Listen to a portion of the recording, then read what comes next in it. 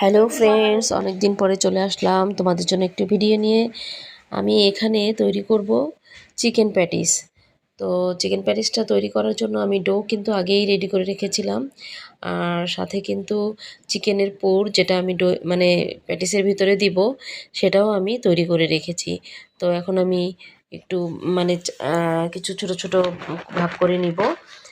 ভাগ করে নিয়ে তারপরে আমি প্যাটিসটা তৈরি করব।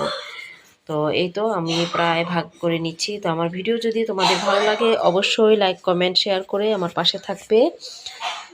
আমি আসলে সব সময় পাই না ইউটিউবে ভিডিও আপলোড করার, তো অনেক দিন পরে একটু সময় হলো একটি ভিডিও আপলোড করছি। যদি ভিডিওটি ভালো লাগে অবশ্যই আমার পাশে সবাই থাকবে। আমি নতুন ইউটিউবে কাজ করছি, আগে কখনো ইউটিউবে কাজ করিনি। তো কয়েকদিন থেকেই কাজ করছি। চ্যানেলটা অনেক দিন হয়েছে খোলা হয়েছে, বাট সময় স্বল্পতার জন্য আমি ভিডিও দিতে পারি না। তো যাই হোক, এই যে আমি এক ভাগ নিয়ে নিলাম। এখানে আমি কিন্তু অনেকগুলো ভাগ করে নিয়েছি, সমান সমান করে 6 পিস ভাগ করেছি আর কি, 6 টুকরো করেছি। তো এক টুকরো নিয়েছি, একটু বেলে নিচ্ছি।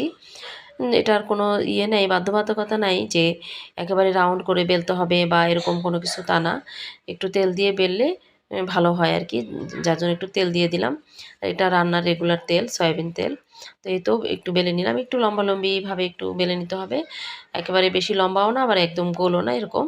কারণ এই দেখে বুঝে নিতে হবে আর কি, কারণ প্যাটিসটা তো একটু লম্বালম্বি করব। তো তার জন্য এই যে চিকেনের পুরটা দিয়ে দিচ্ছি। এখানে কিন্তু চিকেন আর গাজর আছে, হ্যাঁ, গাজর পেঁয়াজ এগুলো দিয়ে আমি ডোটা তৈরি করে নিয়েছি। আর সাথে টমেটো সস, সয়া সস এইসব আর কি দিয়েছি। একটা চিকেন প্যাটিসের পুর তৈরি করতে যা যা লাগে। তো যাই হোক, এই যে পুরটা দিয়ে দিলাম ভিতরে। দিয়ে এখন আমি এটাকে একটু কী করব, ডিজাইন করব। তো তার জন্য ছুরি দিয়ে একটু ডিজাইনের জন্য একটু কেটে কেটে নিচ্ছি।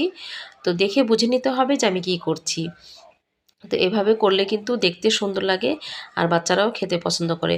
তো আজকের এই প্যাটিস কিন্তু আমি ইলেকট্রিক ওভেনে দিব। তো আমি প্যাটিসটা তৈরি করা দেখাচ্ছি। আপনাদের বাসায় যদি ইলেকট্রিক ওভেন থাকে বা গ্যাসের চুলায়ও কিন্তু আপনারা এটা বেক করতে পারবেন। হ্যাঁ, এটা কিন্তু অনেক সুন্দর হয়। তো এই তো আমি করে নিচ্ছি। তো হয়ে গিয়েছে প্রায়। তো ভালো লাগলে অবশ্যই লাইক কমেন্ট শেয়ার করে পাশে থাকবেন। এভাবে প্যাটিস করে বিকেলে নাস্তার জন্য বাচ্চাদেরকে দিলে কিন্তু বাচ্চারা খুব পছন্দ করে। আর বিশেষ করে এই ডিজাইনটার জন্য যখন এটা বেক হবে না তখন কিন্তু খুব সুন্দর লাগে। আমি এটা বেক করে এটার ছবিটাও আমি আপলোড করে দিব। কারণ ভিডিওটা অনেক বেশি লং হয়ে যাচ্ছিল, তো আমি বেক করার ভিডিওটা আর করব না। তো এই তো হয়ে গিয়েছে।